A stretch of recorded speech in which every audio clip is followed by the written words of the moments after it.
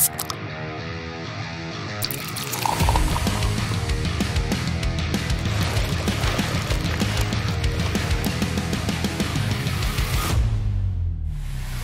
everybody, it's Tony George along with my good buddy Griffin Murphy from DocSports.com. Griff, I got the hams old school, got the hoodie on. See the hoodie? I'm ready to go. It's chilly here in Kansas City. We got the Royals playing some baseball this afternoon.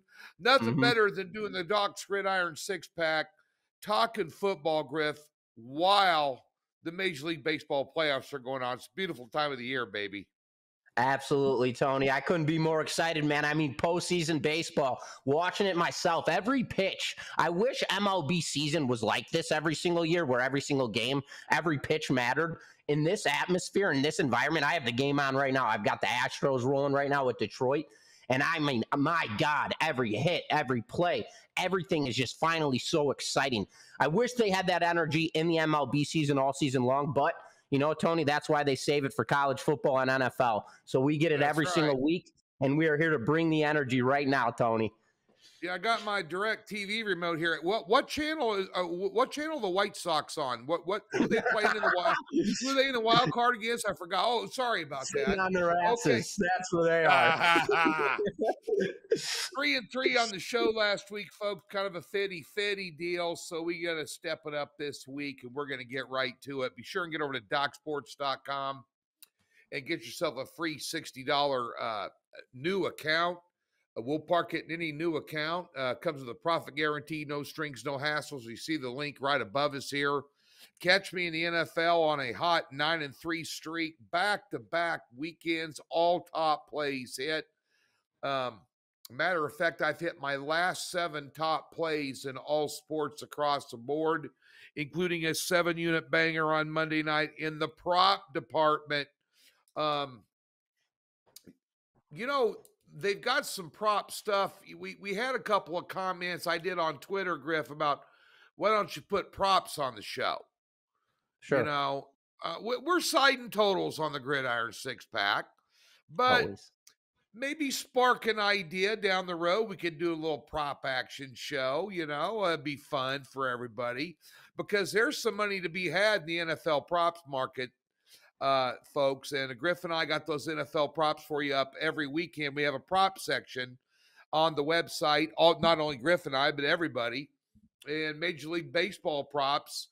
Oh, I'm licking my chops for the postseason, man. I got a 3-pack here as we're taping this today. Come on. So get over to Docs, check us out. Tons of free information. 10 other really good handicappers over there as well. We're going to get right to it, and Griff is double dipping again in the SEC today, and we're going to open up with the Missouri Tigers against the Texas A&M Aggies. Missouri on the road, catching 2.5, total 48.5 down in College Station. You know, Griff, I live in Kansas City now, part-time. Still a Vegas boy, but I'm also a Kansas City boy. And a couple of weeks ago, when I walked into my local watering hole here in Liberty, Missouri, called The Landing, I was catching a lot of grief on a late happy hour Friday because Illinois was putting it to my Huskers. So I walk into the same bar last Saturday, mid to late afternoon, and all those big loudmouth Tiger fans, we're something. We're playing in the SEC. Your Huskers play in the Big Ten. You ain't jack crap. Blah, blah, blah. We play in a real football conference.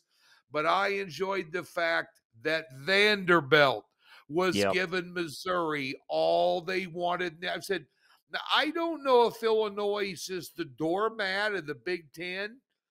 But I know that Vanderbilt has been the doormat of the SEC pretty much for 5 decades. Missouri struggles. If Vandy's kicker could make a kick, they could have won the game. Bottom line is Missouri, double-digit favorites back-to-back weeks, Griff, coming in here and beat BC, which I had as a premium play, uh, only by 6 points, and they only beat Vandy by 3 as Yep. double-digit favorites. So kind of limping in here from an ATS perspective. And, of course, A&M with wins over Florida and Arkansas. Resume looks a little stronger. They are minus 135 on the money line on that minus 2.5. Total 48.5. The Aggies coming off a pretty tough game last week, Griff, against Arky, who Arky would give anybody a ball game. Your thoughts Yeah. on this one? Yeah, Tony, I will open up with this one. If you're going to take before I even get into my breakdown, if you're going to take Texas A&M in this game, take them on the money line. If you're going to take Missouri in this game, take the points. Don't get beat on that field, that 2.5 points. Shave that, deplete it, make this a pick'em game. Take the ATS trends all out of the table in this matchup. But coming into this game, you've got Missouri rolling into College Station with a record of 4-0, unbeaten, top 50 ranking in nearly every metric in college football. Brady Cook, he is one of my favorite, most underrated quarterbacks in all of college football, leading the charge for this Missouri club.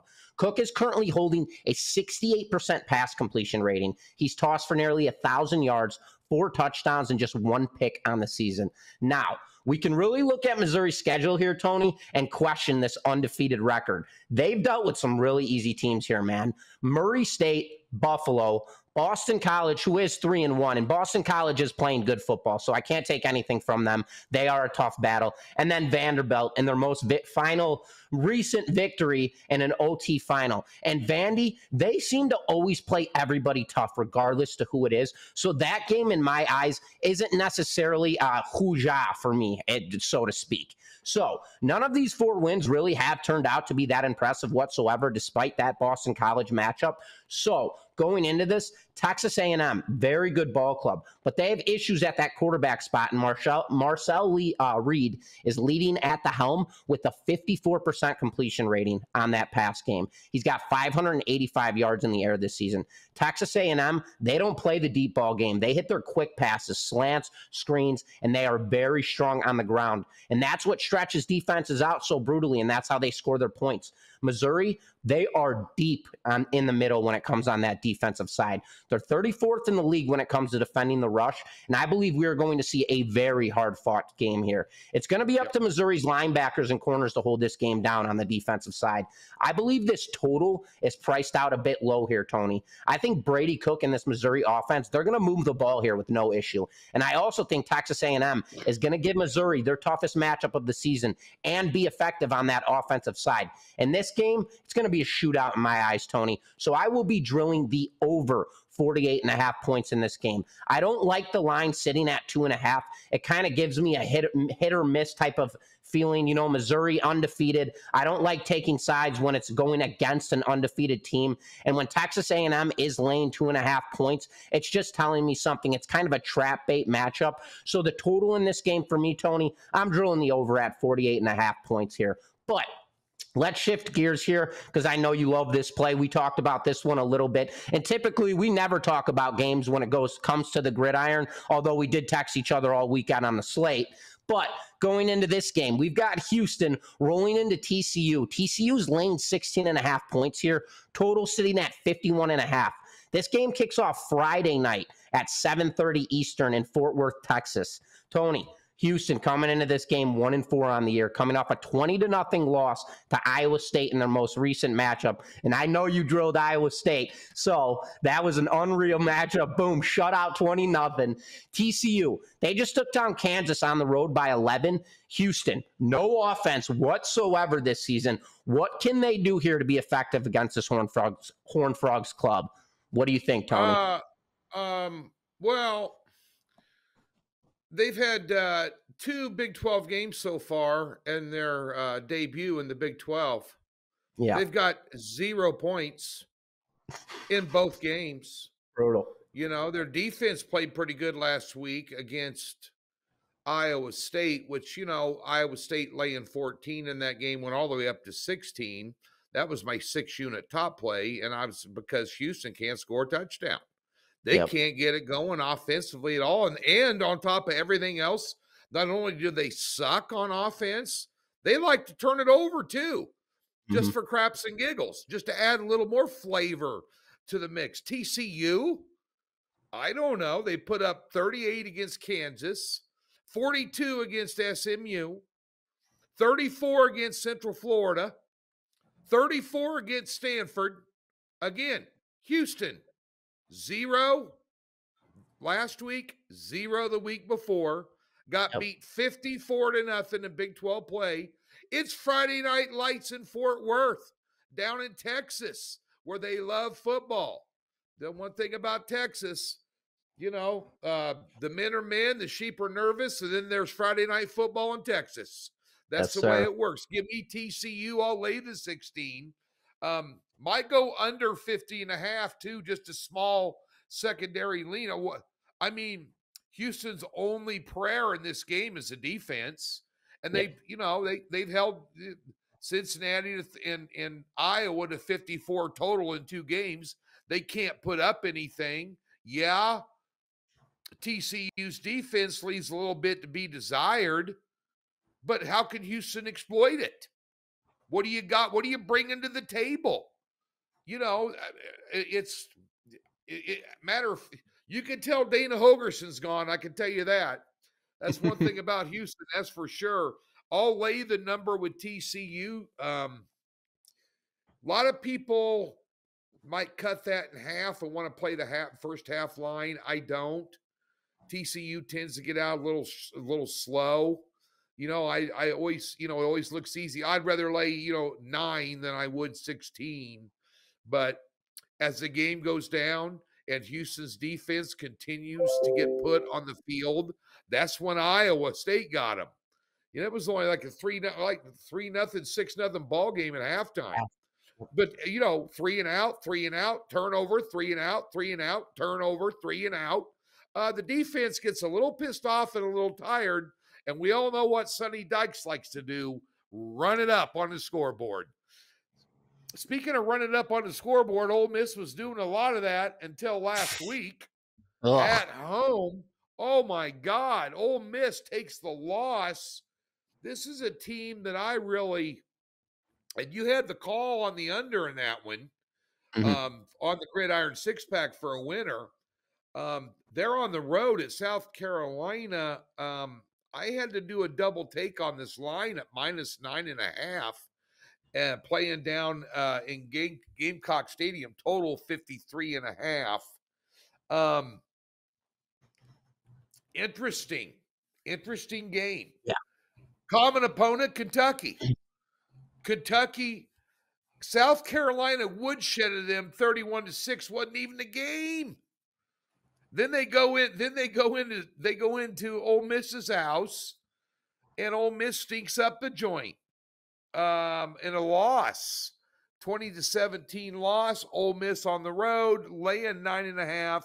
They're expecting Lane Kiffin to bounce right back to business. Just having throw darts, just dropping dimes all over the place. South Carolina. I will tell you one thing in this game for sure. Ole Miss has better quarterback, because I'm not impressed with South Carolina. South Carolina, they don't have it going at quarterback. What they may have, and both these teams got good defenses. This one here intrigues me of what you're thinking, because I did not talk to you about this off the air. Your thoughts on this one? Laying almost 10 on the road here against the Gamecocks. Yeah, Tony, this line opened up, and initially my mind sparked as a trap, laying 9 points, especially coming off a loss.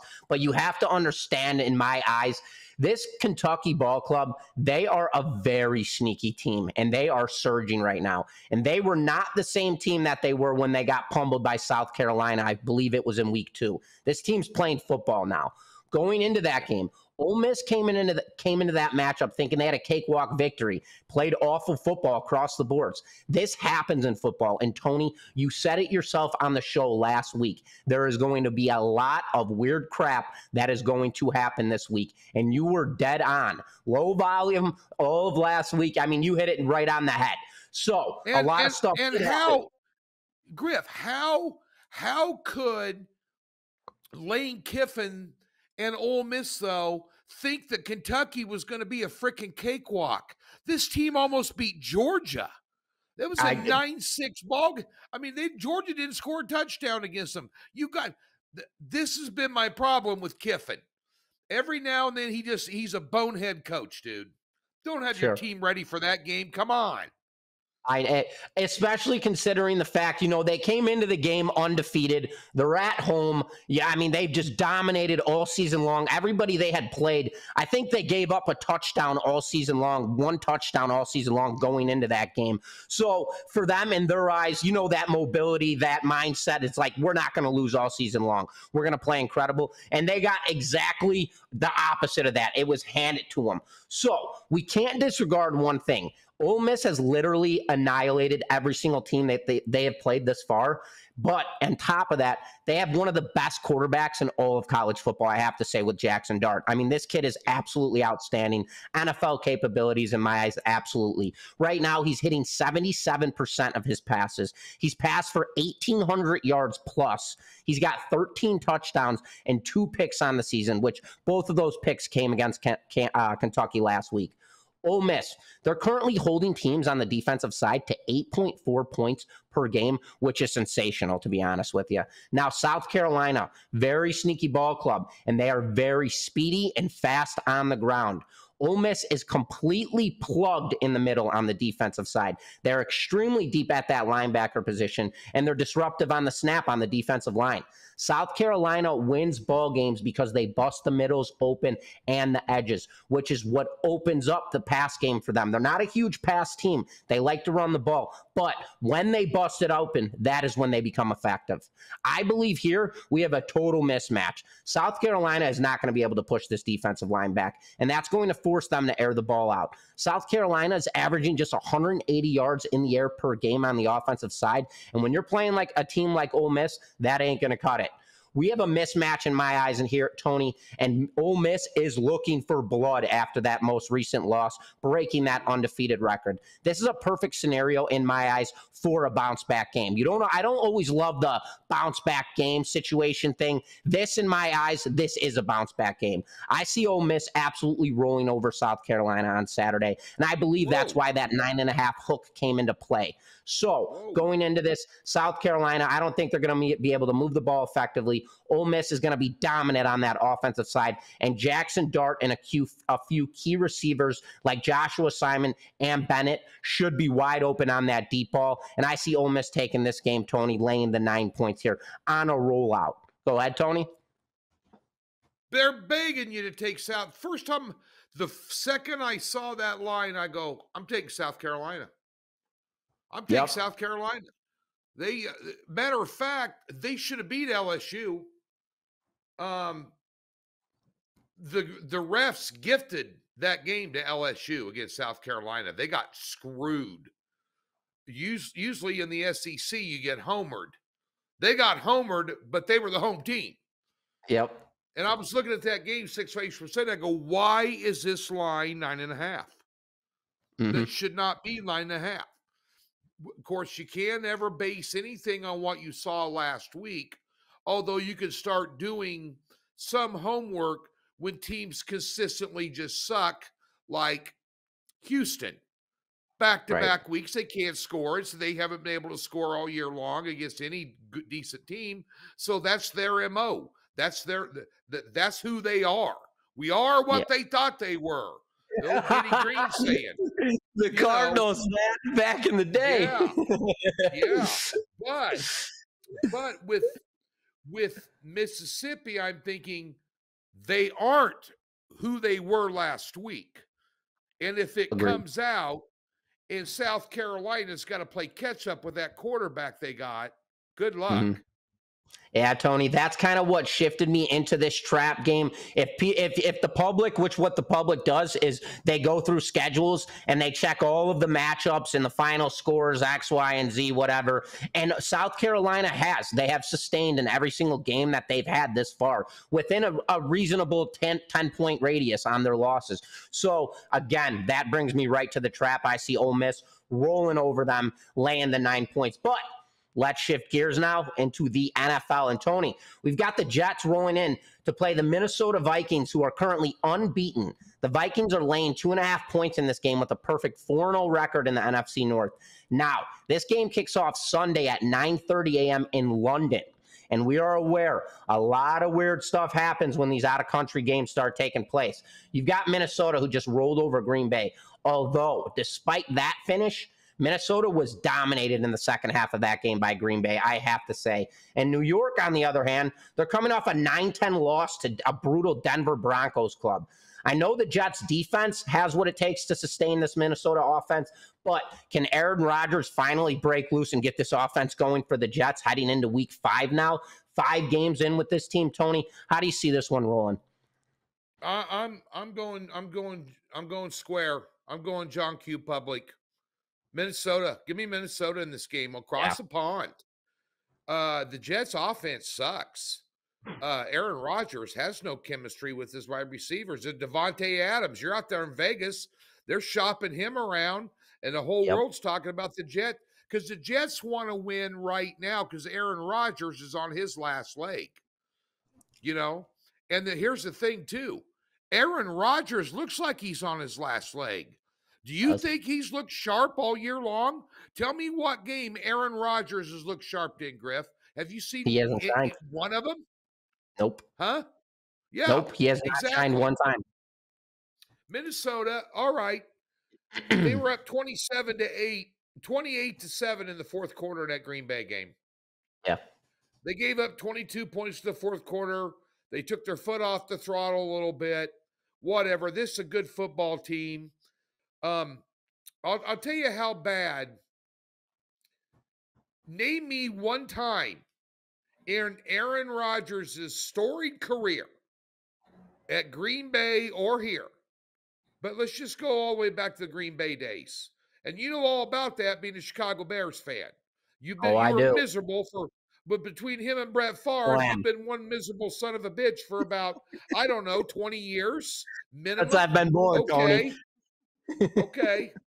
Dating back to 1985. Okay. So I don't even know if you're born then. So here's 96. The deal. There you go. So here's the deal. When has Aaron Rodgers lost a game? When the opposing quarterback threw for 60 yards. He just did.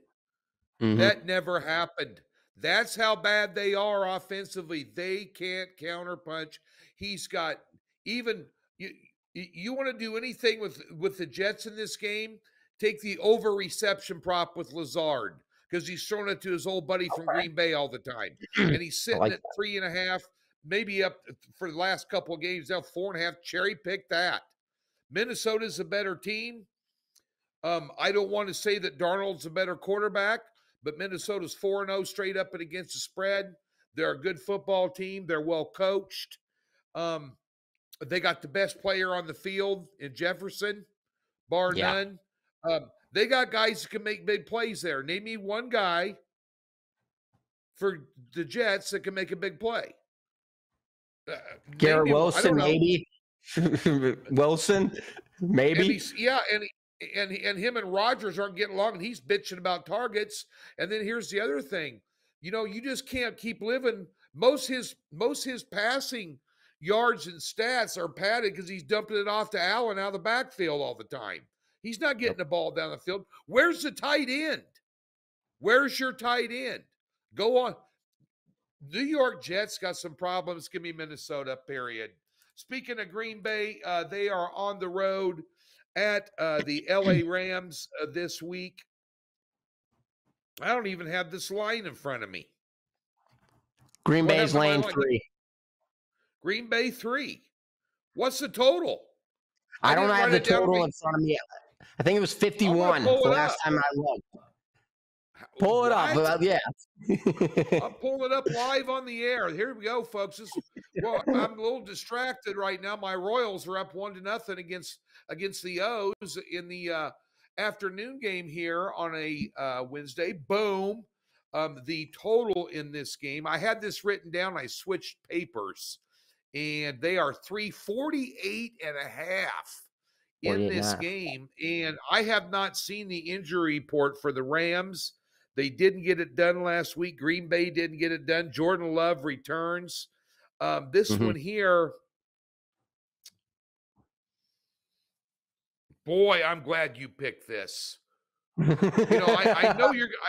I know you want. I know you personally. I know you want to MF Green Bay every day because you're a Bears fan.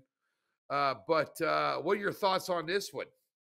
Yeah, Tony, I have to say, as much as I'd love to bash Green Bay here, I'm going to be on their side on this one. Rams coming into this game after losing to the Chicago Bears, who, I mean, are absolutely brutal. Caleb Williams still yet to do absolutely nothing at the quarterback spot.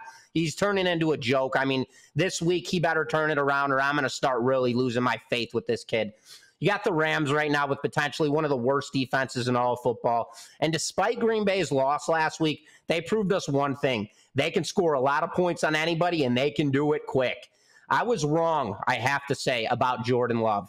This kid, I had very low hopes. Everybody talked Jordan Love, and I heard enough of it. I was sick of it. There could have been a little bit of emotion attached to that, considering I am a Chicago Bears fan, and he's in the NFC North, and I'm just sick of the Packers owning us every single season.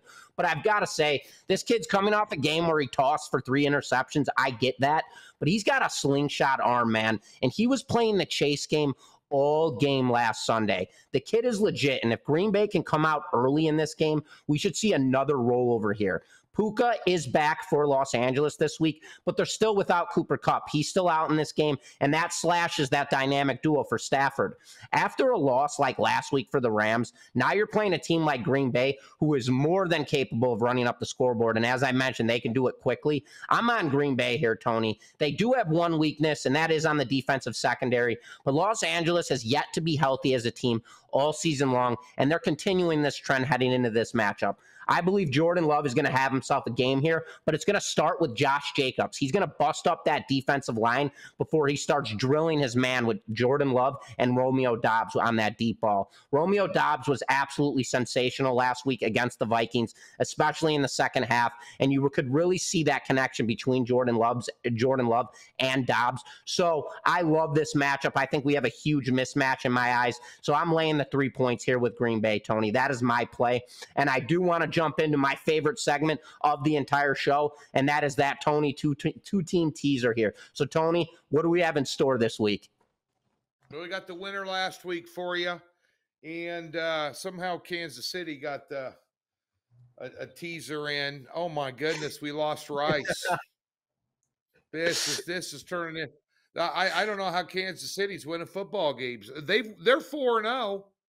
They haven't played a good game all year. And now they got to play the Saints hanging a number on Monday. Hello. Be sure to get over to DocSports.com. Once again, we're going to remind you, free $60, link in the description below. Go to the website. There's a tab on the upper left-hand corner. Get a football package. I will have another monster 7-unit play in the NFL on Sunday, going for the trifecta, Griff. Back-to-back 7 unis on Sunday. Why not make some money? Why not have some fun? Come on. Go, make some cash. Go out and afterward, go buy yourself a new driver for your golf bag. Enjoy yourself. Get over to Docs. Get it for free. Griff's on a hell of a roll still in the NFL as well. We'll tell you what we got going on, and along with everybody else over there. And we got next week, I don't know if anybody's paying attention, Griff. NHL time, baby. It's starting up. Here we go. Off a winning year last year. 75% of my picks are totals. All I do is win you money. I mean, it's ridiculous, but it's true. Let's go ahead and get to it here with the teaser. Dallas at Pittsburgh. Dallas catch 2.5. Pittsburgh screwed me last week. Oh, I took him in the circa millions. I'm still inside the top 100 out of 6,000 guys.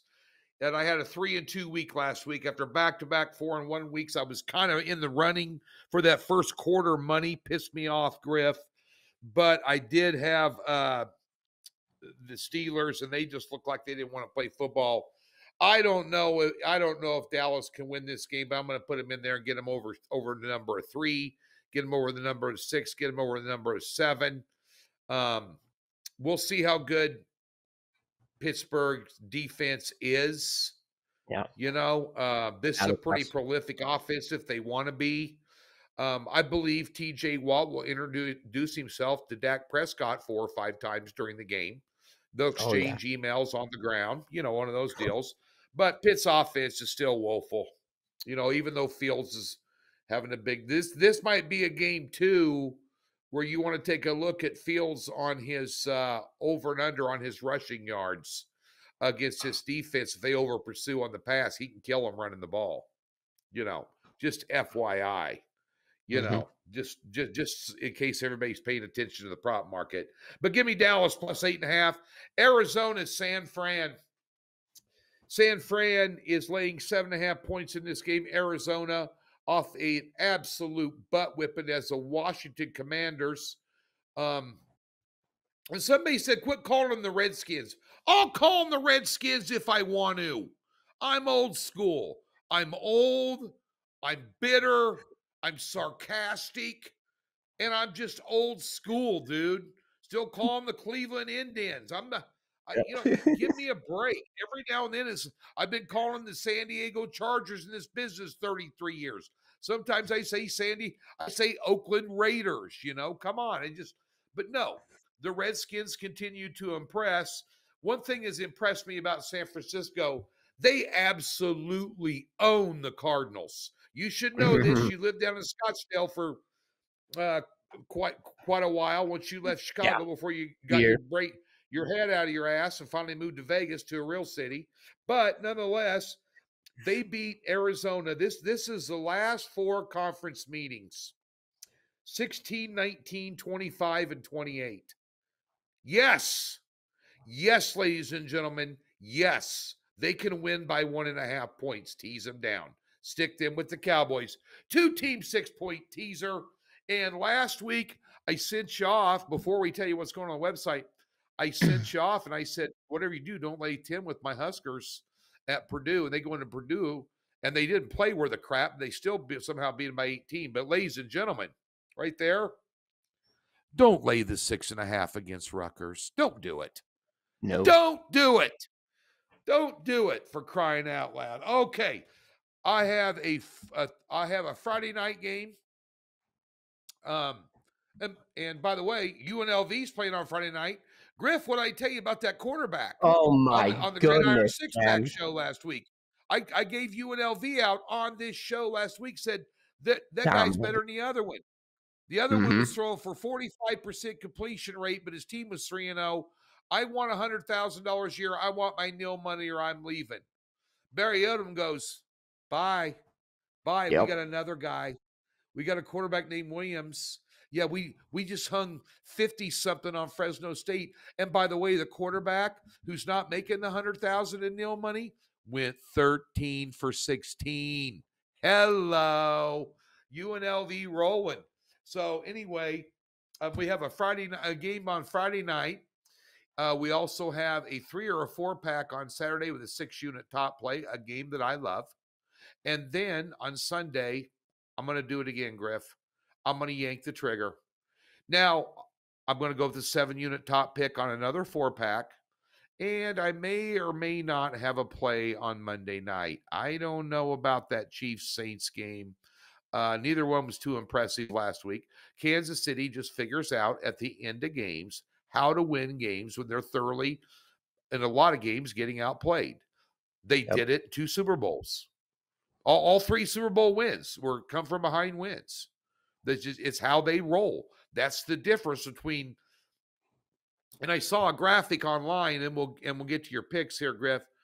But I saw they were comparing Jalen Hurts' numbers to Patrick Mahomes' numbers this year, and they're almost identical, except the win-loss column. And that's the difference between those 2 quarterbacks. One can close, one can't close. You got to be a closer. And by the way, Jalen Hurts, you're comparing apples and oranges. Really? How am I comparing apples and oranges? Mahomes did it to him in the Super Bowl 2 years ago. Get your head out of your ass. That's Yep. exactly what happened. Nonetheless, just a little fodder. What do you got going on this weekend, Griff? Yeah, Tony. So, as mentioned, I am absolutely dice rolling when it comes to NFL. I'm 12-3 on the season right now. I've had 15 selections, so absolutely smashing. I think it's like an 80% win rate right now. I don't typically like ever wagering Thursday night football, Friday night football, or Monday night football. I kind of stay away from that. There's too much speculation, too many eyes on the game, and it just kind of wears off what I like where the lines sit. So I typically always stick to, despite last week, that was the first time I went off the grid, and I took Monday Night Football. I had the Titans and ended up capitalizing on that victory over the Dolphins. But going into this weekend, same system. I've got 3 plays when it comes to college football. I have smacked back-to-back college football 6-unit best bet winners. I will have another 6-unit on deck. 3-play card. So Saturday, I am locked and loaded. Sunday, 12-3 in football right now. Absolutely dice rolling, coming off a 2-1 weekend on the NFL side of things. I have a 7-unit best bet, total mismatch side play against the spread play as well. 3-pack inside of that. So I'll have 3 plays on Saturday, 6-unit. 3 plays on Sunday, 7-unit. High volume in NFL, looking to splash this weekend, Tony. So that's how the slate's looking, performing very well. I'm very happy with my season, up nearly $4,000 on the season. So looking to make another kabang this weekend, my man. There you go, folks. DocSports.com. Be there, be square. That's the place to be. Right there. That's where you're at. 53 years for a reason. Some of the best handicappers on the planet there. And as I said in the opening show of the season, the 2 best looking dudes right here on the show. Vernon Croy, Faringo, Spritzer, Amal Shaw. They can all take exception to that. We're the best looking sons of bitches on there. Come on. Not even we're close. Both killing it in the NFL on Sunday. Get over and see us at DocSports.com. And just because they're not as good looking and handsome as us and the magnetic charm and charisma that we both possess, they're still good cappers. So give them a try too. Why not? Absolutely. Doc Sports, place to be. Back at you next week. Thanks for tuning in.